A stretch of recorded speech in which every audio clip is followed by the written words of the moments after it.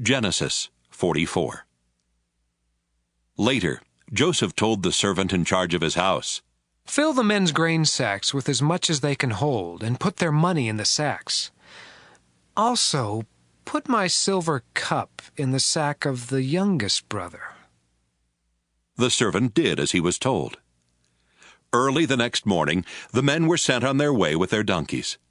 But they had not gone far from the city when Joseph told the servant, "Go after those men. When you catch them, say, 'My master has been good to you, so why have you stolen his silver cup? Not only does he drink from his cup, but he also uses it to learn about the future. You have done a terrible thing.'" When the servant caught up with them, he said exactly what Joseph had told him to say. But they replied, "Sir, why do you say such things? We would never do anything like that." We even returned the money we found in our grain sacks when we got back to Canaan. So why would we want to steal any silver or gold from your master's house? If you find that one of us has the cup, then kill him, and the rest of us will become your slaves.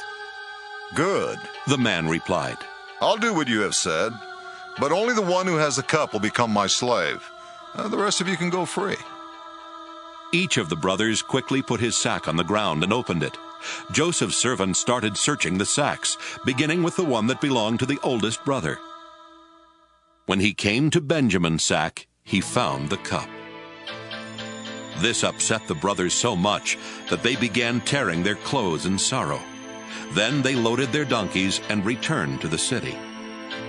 When Judah and his brothers got there, Joseph was still at home. So they bowed down to Joseph, who asked them, "What have you done? Didn't you know I could find out?" "Sir, what can we say?" Judah replied. "How can we prove we are innocent? God has shown that we are guilty, and now all of us are your slaves, especially the one who had the cup." Joseph told them, "I would never punish all of you. Only the one who was caught with the cup will become my slave. The rest of you are free to go home to your father." Judah went over to Joseph and said, "Sir, you have as much power as the king himself, and I am only your slave. Please don't get angry if I speak. You asked us if our father was still alive, and if we had any more brothers. So we told you, our father is a very old man. In fact, he was already old when Benjamin was born. Benjamin's brother is dead. Now Benjamin is the only one of the two brothers who is still alive, and our father loves him very much. You ordered us to bring him here so you could see him for yourself. We told you that our father would die if Benjamin left him. But you warned us that we could never see you again unless our youngest brother came with us. So we returned to our father and reported what you had said. Later, our father told us to come back here and buy more grain. But we answered, 'We can't go back to Egypt without our youngest brother. We will never be let in to see the governor unless he is with us.' Sir, our father then reminded us that his favorite wife had given birth to 2 sons. One of them was already missing and had not been seen for a long time.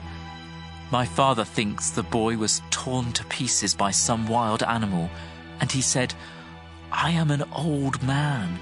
If you take Benjamin from me and something happens to him, I will die of a broken heart.' That's why Benjamin must be with us when I go back to my father. He loves him so much that he will die if Benjamin doesn't come back with me. I promised my father that I would bring him safely home. If I don't, I told my father he could blame me the rest of my life. Sir, I am your slave. Please let me stay here in place of Benjamin, and let him return home with his brothers. How can I face my father if Benjamin isn't with me? I couldn't bear to see my father in such sorrow."